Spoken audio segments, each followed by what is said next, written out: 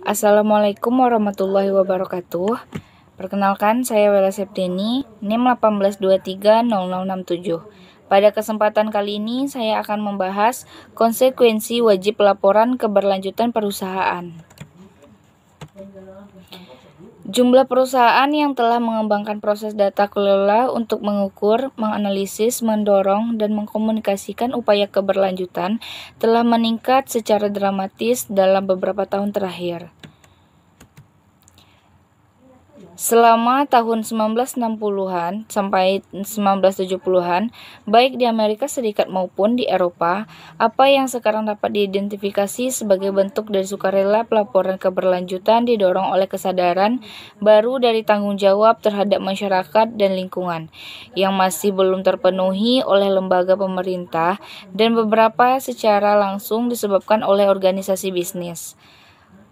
Pada tahun 1997, CERES dan Program Lingkungan Perserikatan Bangsa-Bangsa atau UNEP meluncurkan inisiatif pelaporan global atau GRI dengan tujuan mengembangkan dan menetapkan pedoman pelaporan untuk triple bottom line, akuntansi untuk kinerja ekonomi serta lingkungan dan sosial oleh perusahaan.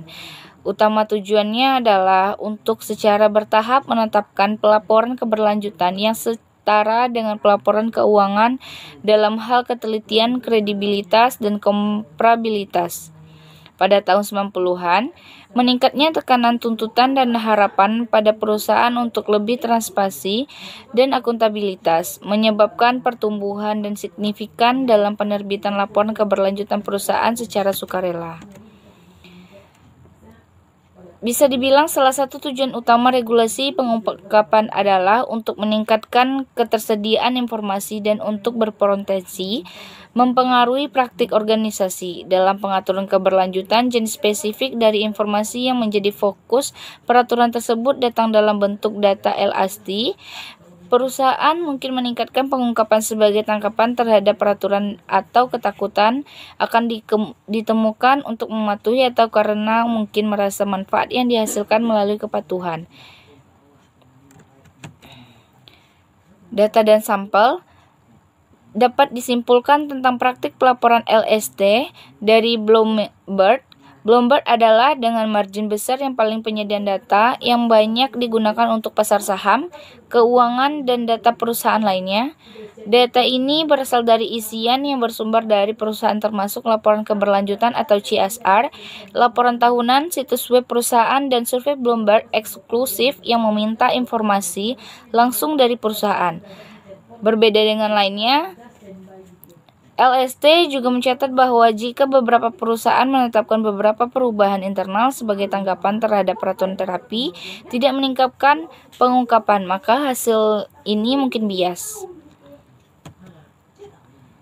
Untuk mengidentifikasi pengaruh regulasi pengungkapan pada praktik pelaporan perusahaan, kami menggunakan perbedaan dalam pendekatan perbedaan, di mana kami melacak praktik pelaporan sebelum dan sesudah peraturan, baik untuk diperlakukan dan perusahaan kontrol. Selain itu, kami menggunakan pencocokan skor kecenderungan memastikan bahwa perlakuan dan kelompok kontrol sebanding mungkin pada sejumlah karakteristik. Pada setiap perusahaan, tetangga terdekat berdasarkan model berikut yang telah terlampir. Kesimpulannya, sejauh pengetahuan ini adalah upaya pertama untuk menyelidiki pengaruh keperaturan pengungkapan yang mengamanatkan pelaporan keberlanjutan tentang praktik pengungkapan perusahaan, proses organisasi lain, dan perusahaan penilaian. Kami menemukan bahwa perusahaan yang diperlakukan secara signifikan meningkatkan pengungkapan dibandingkan dengan perusahaan kontrol. Selain itu, meningkatkan komparabilitas dan kredibilitas informasi yang diungkapkan. Efek ekonomi dari peraturan pengungkapan tampaknya positif. Sekian dari saya. Assalamualaikum warahmatullahi wabarakatuh.